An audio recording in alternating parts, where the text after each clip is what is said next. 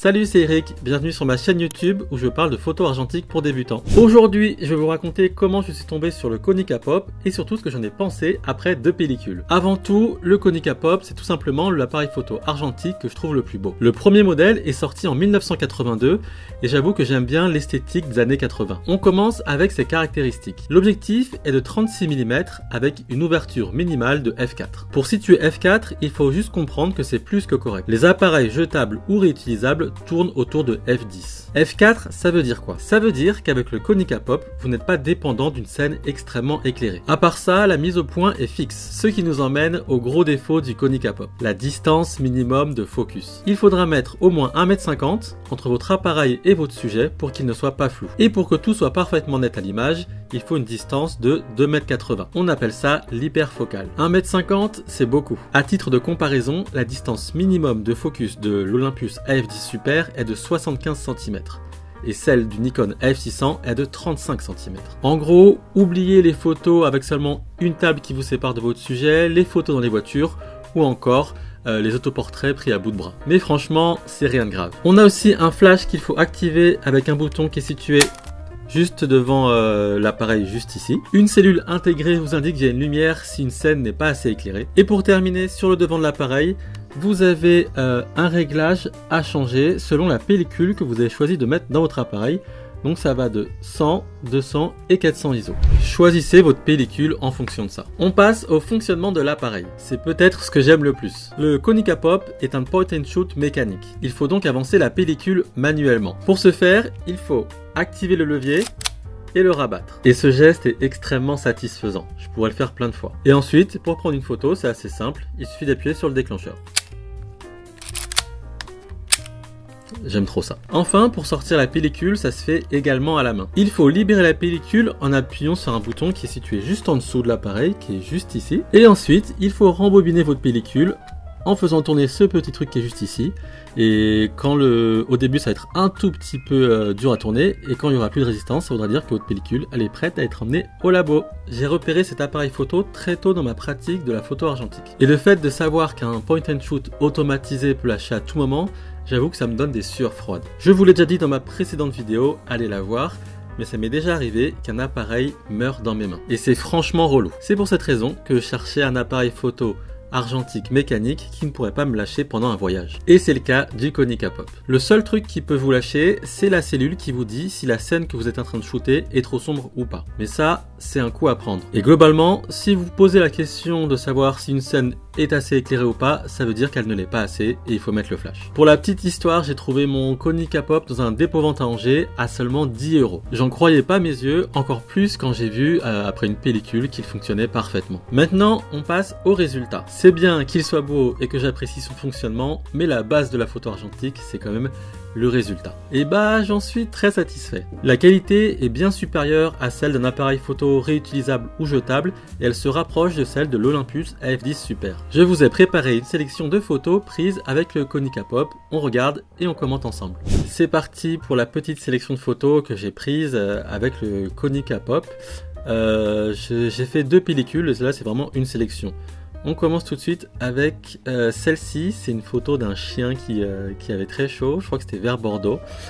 En fait, ce que j'aime bien avec cette première photo, c'est qu'on peut directement voir à quoi ressemble la qualité des photos que vous pourriez obtenir avec un Konica Pop.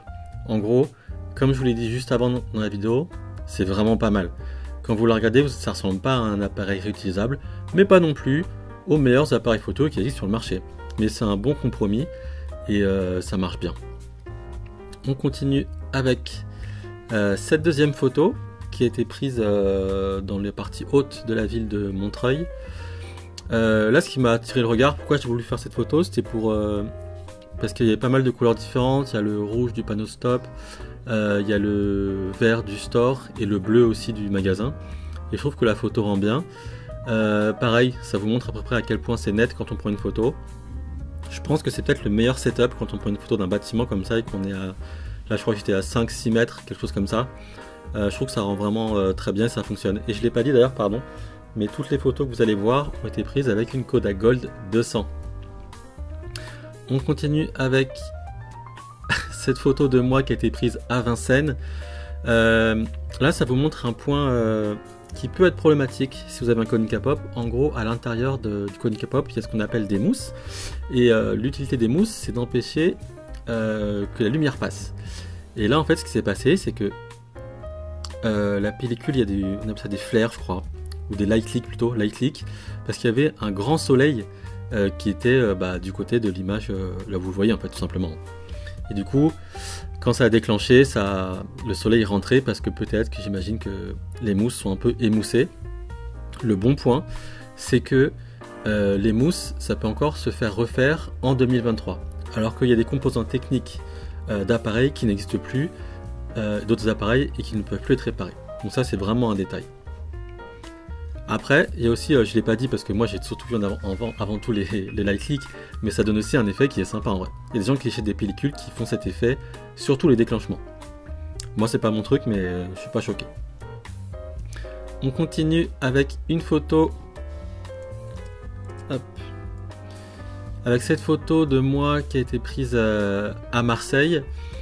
Là, ce qui était intéressant avec cette photo, c'est qu'il pleuvait, c'est pour ça que j'ai la capuche de mon kawaii. Et du coup le flash a été mis, et là vous pouvez voir comment fonctionne le flash. Et ce qui est bien, c'est que là le flash, je trouve, je sais pas ce que vous en pensez, mais que ça me fait bien ressortir par rapport au fond en fait. Et je trouve ça très chouette. En plus mon kawaii à la couleur jaune elle ressort bien. J'aime bien cette photo. Il y a un petit détail, et ça c'est aussi un point à avoir en tête si vous achetez un jour le Konica Pop, c'est qu'en fait le viseur qui est là, il n'est pas au même niveau que l'objectif. C'est-à-dire que dans la plupart des appareils, ce que vous voyez, c'est ce que vous prenez en photo. Là, c'est pas le cas. Du coup, en gros, il faut faire à chaque fois de petites corrections selon que vous shootiez comme ça à l'horizontale ou en verticale. En gros, quand vous shootez en verticale, il faut décaler un peu vers la droite. Et quand vous shootez en horizontal, il faut baisser l'objectif. Parce que là, comme vous voyez, le viseur il est situé au-dessus de l'objectif. Et ça, j'avoue, c'est quelque chose sur lequel que j'avais essayé de perfectionner sur les photos que je suis en train de vous montrer, mais c'est pas encore parfait. Et là, par exemple, j'ai pas été assez décalé vers la droite. Mais encore une fois, c'est pas grave, il n'y a rien de dramatique. On continue avec tiens, une photo de mon ami MP qui a été prise à Paris. Là, c'est pareil, c'est une photo qui a été prise en pleine rue. Et ce que je trouve intéressant, c'est que ce jour-là, c'était un jour qui était couvert, où il faisait plutôt froid, d'où l'écharpe. Et je trouve que ça rend parfaitement.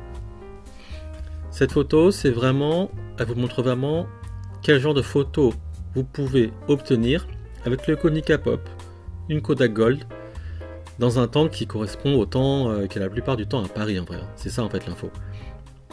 Et la vérité, c'est que c'est très bien. C'est vraiment très bien. Et c'est pour ça que j'aime bien cet appareil, que je vais le garder longtemps, le plus longtemps possible, j'espère. On continue avec cette photo d'un labo argentique qui est situé à Marseille. J'aime bien le côté rouge et jaune-orange. C'est vraiment la photo parfaite avec une pellicule Kodak Gold vraiment.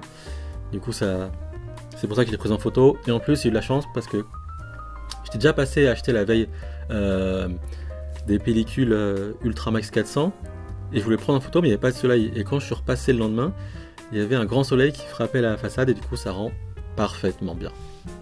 Encore une fois, vous voyez la qualité quand on prend un bâtiment photo, c'est très efficace, franchement rien à ajouter, c'est vraiment très très bien. On continue avec cette photo de Salomé qui a été prise à Croix de Chavaux à Montreuil. Là je voulais pareil montrer un autre portrait, juste avant, 2 photos avant je vous ai montré une photo de MP, là c'est une photo de Salomé. Moi quand je fais un portrait, ce qui m'importe, c'est juste qu'on voit bien tout, on voit où ça se passe, on voit bien le sujet, il y a de l'air autour. Du coup c'est tout simplement ça que je recherche quand je fais une photo argentique. J'ai besoin de rien de plus. J'ai pas besoin de bokeh ou de flou d'arrière-plan. Si je veux ça, je prends d'autres appareils, j'en ai d'autres. Mais là c'est juste, on voit le contexte, on voit où c'est, on voit qu'il y a des fleurs qui commencent à fleurir. Et du coup on peut deviner à peu près la saison. Voilà, j'aime bien cette photo aussi. Peut-être la moins bonne photo. Alors cette photo elle n'est pas très jolie, mais ce que j'aime bien c'est qu'elle vous montre que là l'appareil en gros il a compris qu'il y avait plusieurs valeurs de plan sur la photo et il prend à la fois le mur qui est devant, ce qu'il y a dans le miroir, mais aussi la maison qui se trouve juste derrière. Et c'est vraiment pour tester en fait la façon dont il allait se comporter avec une photo comme ça, avec plusieurs périodes de plan. Et comme je vous l'ai dit, il a tout mis en net. À partir d'une certaine distance, en fait, l'appareil se dit qu'il va tout mettre en net et du coup, on voit tout. Et ça, je trouve ça vraiment pas mal. Notamment si un jour vous voulez prendre en photo une foule avec des pancartes ou quelque chose comme ça. On continue avec une photo de moi à la forêt de Fontainebleau. Et j'ai sélectionné cette photo justement parce que c'est par rapport à ce que je vous disais la dernière fois. Tout à l'heure, pardon. Comme le viseur il est situé au-dessus de l'objectif, en fait il faut vraiment penser à baisser son objectif, baisser la façon dont on vise. Sinon, comme sur cette photo, en fait, le bas du corps va être coupé et il y a énormément d'air au-dessus. Encore une fois, c'est pas grave, si on la recadre, ça va très bien passer, ça va très bien fonctionner, mais c'est juste quelque chose à prendre en compte et même si là je l'avais fait sur cette pellicule, il faut y penser avant chaque déclenchement. Mais encore une fois, si vous le faites régulièrement, ça va devenir un automatisme et il n'y aura pas de problème. Par ailleurs, c'était une randonnée à Fontainebleau et comme vous pouvez le voir, il y a pas mal d'arbres autour. Du coup là, le setup de la scène, il était assez sombre, donc le flash a été activé et vous voyez à quel point le flash est plutôt fort et qui fonctionne bien parce que, encore une fois, il me fait ressortir par rapport à l'arrière-plan et je trouve ça hyper efficace. Est-ce qu'il me reste des photos à vous montrer? Oui, il m'en reste quelques-unes. Cette photo a été prise sur l'île du Frioul, donc c'est une île qui est au large de Marseille. Pareil, à l'occasion d'une randonnée. Et celle-là, je l'aime bien parce que j'ai pas grand-chose à ajouter par rapport à ce que je disais tout à l'heure, mais ça vous montre juste vraiment la qualité de l'appareil en fait. Ce jour-là, il y avait extrêmement de soleil. Pas de nuages, enfin il y en avait mais pas au-dessus de nos têtes. Et l'idée pour moi c'est ce que j'explique à travers toutes mes vidéos, mais l'idée pour moi d'un appareil photo argentique, c'est vraiment de l'emmener quand on est en vacances ou en séjour ou en week-end quelque part. Et là vous voyez que ça peut prendre des bonnes photos d'un paysage en fait, parce que si vous faites de la randonnée et que vous baladez, parmi les photos classiques qui existent, c'est faire en photo des paysages, des points de vue. Et ben là c'est ce que j'ai essayé de faire. Mais il est également possible, mais ça vous l'avez déjà vu parce que je vous ai déjà montré plusieurs exemples, de faire des portraits. Et là ce qui est bien, c'est que, comme je vous ai expliqué juste avant, à partir d'une certaine distance, il va à la fois prendre en photo ce qu'il y a devant, mais aussi ce qu'il y a derrière. Il va tout mettre en net. Et là c'est ce qui se passe, c'est-à-dire qu'on voit bien la mer derrière, et on voit bien aussi. Et du coup ça rend très bien. Et encore une fois, pour une photo de vacances, c'est parfait. Il n'y a pas besoin de plus. C'est parfait. Franchement très content de cette photo. Et on va terminer avec cette photo. C'est des marches qui sont situées quand on remonte les marches et qu'on arrive tout en haut. On arrive cours Saint-Julien à Marseille, si vous connaissez. Si vous ne connaissez pas, c'est un endroit très sympa où je vous recommande d'aller parce qu'il y a plein de petits bars, des restos. C'est un endroit très chouette et très sympathique. Enfin surtout quand il fait beau, parce que quand il fait pas beau, j'imagine que c'est moins sympa. Et là, c'est peut-être ma photo préférée de mes deux pellicules parce que, comme vous l'avez peut-être compris, moi ce que j'aime bien, c'est quand il y a de la couleur sur une photo. Je trouve que ça rend la photo vivante. Et là, c'est exactement ça en fait. J'aime bien le mouvement avec Salomé qui monte, le rouge qui sort vraiment bien. C'est ça qui est bien avec la Kodak Gold 200, c'est que ça fait sortir le rouge, le bleu aussi. Et là, par chance, c'est les deux couleurs qui sont les plus présentes sur les marches. Et du coup je trouve cette photo vraiment très réussie. Voilà, c'était pour les exemples de photos qu'on peut prendre avec le Konica Pop. D'ailleurs, dites-moi dans les commentaires ce que vous en pensez, si vous trouvez que la qualité est bonne ou que vous pensez que c'était mieux, ou alors vous trouvez ça que c'est ok et ça vous donne envie d'acheter le Konica Pop. Dites-moi ça dans les commentaires et on passe à la suite de la vidéo. Le Konica Pop est un appareil photo argentique extrêmement facile à prendre en main. Comme je vous l'ai dit, j'ai eu la chance d'avoir le mien pour seulement 10 €. Malheureusement, entre le moment où je l'ai acheté et aujourd'hui, il a pris une petite hype, ce qui fait qu'aujourd'hui, je vois passer des prix qui sont assez délirants. Mon conseil, c'est de ne pas mettre plus de 150 € pour acheter le Konica Pop. Cette vidéo est terminée, merci de l'avoir regardée. Mettez un j'aime sur cette vidéo si vous l'avez trouvée intéressante et abonnez-vous pour ne pas rater les prochaines. À bientôt.